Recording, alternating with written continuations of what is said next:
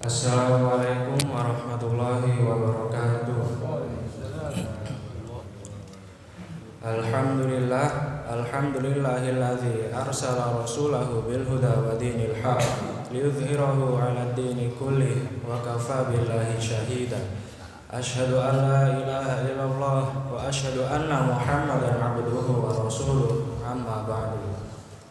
Qala Allah ta'ala fil Qur'anil Karim, ya ayyuhalladzina amanu taqullaha haqqa tuqatih wa la tamutunna illa wa antum muslimun. Wa qala aidan, ya ayyuhalladzina amanu kutiba alaikumus shiyam kama kutiba alal ladzina min qablikum la'allakum tattaqun. Wa qala Nabi sallallahu alaihi wasallam, ittaqillaha haitsu ma kunta wa atbi'is sayyi'atal hasanata tamhuha wa khaliqin nasa bi khuluqin hasanin. Pertama-tama marilah kita semua panjatkan puja dan puji syukur kita kehadirat Allah Subhanahu wa taala yang telah memberikan kita begitu banyak nikmat, terutama nikmat sehat dan nikmat sempat, sehingga kita semua dapat melaksanakan sholat subuh berjamaah di masjid yang mulia ini dalam keadaan sehat walafiat. Kemudian selanjutnya tak lupa salawat serta salam semoga senantiasa tercurahkan kepada junjungan kita Nabiullah Muhammad sallallahu alaihi wasallam, karena beliaulah yang telah menuntun kita dari jalan yang gelap gulita menuju jalan yang terang benderang, yakni ad-dinul Islam. Para jamaah salat subuh yang berbahagia, saat ini kita sedang berada di bulan yang sangat mulia, bulan di mana semua umat muslim berlomba-lomba dalam melaksanakan amal ibadah, bulan di mana di dalamnya terdapat satu malam yang lebih mulia dari 10 bulan, yakni bulan Ramadan. Di dalam bulan Ramadan ini kita sebagai umat muslim diwajibkan untuk melaksanakan ibadah puasa. Puasa tidak hanya tentang menahan lapar dan haus saja, tetapi kita juga harus menahan hawa nafsu. Hawa nafsu ini ada banyak jenisnya. Ada yang berupa marah, kemudian ada yang berupa syahwat, dan masih banyak lagi. Ketika puasa kita tidak diperbolehkan marah oleh Allah Subhanahu wa taala, dan juga kita harus menghindari hawa nafsu yang berupa syahwat. Dan bagaimana cara yang paling mudah untuk menahan hawa nafsu ketika puasa, yakni adalah dengan tidur. Itulah mengapa tidur di bulan puasa dinilai sebagai ibadah. Tetapi bukan berarti sedari kita sahur sampai berbuka kita hanya tidur, tidak melaksanakan sholat dan tidak melaksanakan baca Al-Quran. Karena sholat tetaplah wajib dilaksanakan, karena sholat adalah ibadah yang wajib dan itu tidak boleh ditinggalkan. Bahkan bagi umat laki-laki tidak ada yang bisa menggugurkan perintah untuk melaksanakan sholat kecuali laki-laki tersebut kehilangan akal atau kecuali laki-laki tersebut meninggal. Bahkan ketika sakit saja kita tetap diwajibkan untuk sholat oleh Allah Subhanahu wa taala. Allah Subhanahu wa taala memberikan keringanan bagi kita yang sakit. Jika kita tidak bisa melaksanakan sholat sambil berdiri, Allah Subhanahu wa taala memperbolehkan kita sholat sambil duduk. Jika sambil duduk pun tidak bisa, Allah masih memberikan keringanan dengan memperbolehkan kita dengan sholat sambil berbaring. Jika sholat sambil berbaring pun tidak bisa, kita boleh sholat sambil dengan isyarat saja. Kemudian sholat ini adalah ibadah yang sangat sakral, karena perintah sholat saja berbeda dari perintah ibadah-ibadah lainnya. Perintah ibadah yang lainnya biasanya diberitahukan oleh malaikat Jibril, kemudian diberitahu kepada Nabi Muhammad SAW. Tetapi perintah sholat ini spesial. Perintah ini diberikan langsung oleh Allah kepada Nabi Muhammad ketika peristiwa Isra Mi'raj.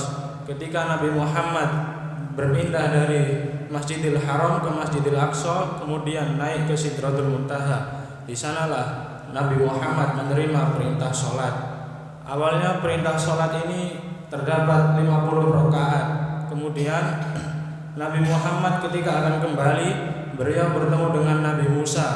Kemudian Nabi Musa memerintahkan Nabi Muhammad untuk meminta keringanan dari perintah tersebut.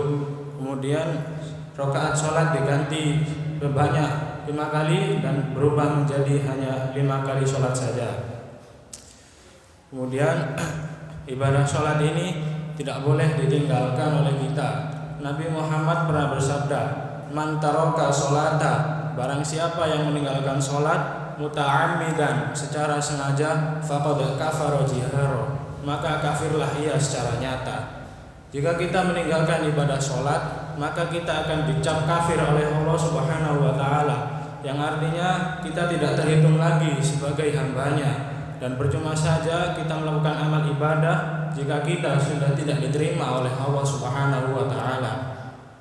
Sholat juga adalah ibadah yang pertama kali ketika kita dihisab oleh Allah Subhanahu wa Ta'ala. Yang pertama dihitung adalah sholat kita. Jika sholat kita sudah benar, maka amal-amal ibadah lain insya Allah benar. Tetapi jika sholat saja kita tinggalkan, setidaknya ibadah-ibadah lain bisa kita tinggalkan juga. Dan juga sholat adalah tiang agama.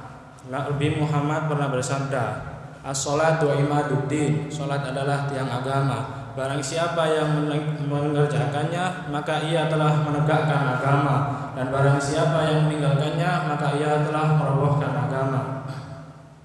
Ada sebuah kisah di zaman Nabi Muhammad. Ada seseorang bernama Abdullah ibnu Ummi Maktum. Beliau adalah seseorang yang diberi ujian oleh Allah, yaitu dengan matanya buta. Tetapi saat itu Nabi bertemu dengan Abdullah ibnu Ummi Maktum.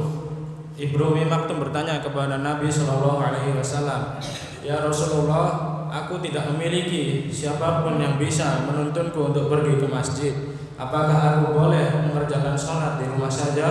Nabi Muhammad menjawab, "Ya boleh, kau boleh mengerjakannya di rumah." Kemudian ketika Ibnu Ummi Maktum akan pergi meninggalkan Nabi Muhammad SAW, Nabi berkata lagi, bertanya kepada Ibnu Ummi Maktum, "Apakah engkau dapat mendengarkan seruan adzan yang memanggilmu untuk sholat ke masjid?" Kemudian Ibnu Ummi Maktum menjawab, "Bisa ya Rasulullah." Maka penuhilah seruan itu. Itu berarti kita sebagai laki-laki terutama harus melaksanakan sholat di masjid. Wajib hukumnya bagi kita. Jika perempuan masih diperbolehkan untuk melaksanakan sholat di rumah, tetapi lebih baik juga melaksanakannya di masjid. Kemudian di bulan Ramadan ini, para hadirin yang berbahagia, kita tidak boleh bermaksiat kepada Allah Subhanahu wa Ta'ala. Ada sebuah kisah kelak ketika hari kiamat, Nabi Muhammad sedang berjalan, kemudian ada orang yang sudah dicambuki oleh malaikat sebelum dimasukkan ke dalam neraka. Kemudian saat melihat Nabi, orang tersebut bergantung di jubah Nabi Muhammad SAW. Kemudian berkata, "Syafi'ni ya Rasulullah, berikanlah aku syafaatmu wahai Rasulullah."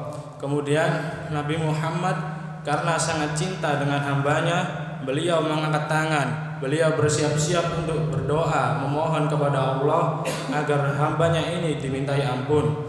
Tetapi sebelum Nabi Muhammad melakukan hal tersebut, malaikat yang tadi mencambuki orang tersebut berkata, "Inna khosmahu Ramadan." Sesungguhnya musuh orang tersebut yang membuat orang tersebut masuk neraka adalah Ramadan. Karena bukan hanya orang ini tidak berpuasa, tetapi orang ini bermaksiat ketika bulan suci Ramadan. Maka Nabi Muhammad yang tadinya telah mengangkat tangan akan memohonkan ampun untuk orang tersebut, menurunkan lagi kedua tangannya. Kemudian berkata, "Ana bari'um mimman khosmahu Ramadan." Aku tidak dapat membantumu, aku tidak bisa memberikan syafaat kepadamu jika yang memberatkanmu itu, jika musuhmu itu adalah bulan Ramadan. Maka para hadirin sekalian, saya hanya ingin berpesan bahwa janganlah kita menyia-nyiakan bulan yang sangat mulia ini. Marilah kita berlomba-lomba untuk memperbanyak ibadah kepada Allah Subhanahu wa Ta'ala dengan cara memperbanyak membaca Al-Quran, memperbanyak sholat-sholat sunnah, dan juga sholat-sholat wajib jangan lupa dikerjakan. Dan juga kita jangan sampai bermaksiat di bulan yang sangat mulia ini, karena amat sayang disayangkan bulan ini hanya 1 tahun sekali, tetapi pahala yang diberikan kepada kita jika kita beribadah akan dilipat gandakan oleh Allah Subhanahu wa Ta'ala. Mungkin sekian kultum subuh yang dapat saya sampaikan. Apabila ada salah kata mohon dimaafkan. Untur maqala wala tantur maqala. Assalamualaikum warahmatullahi wabarakatuh.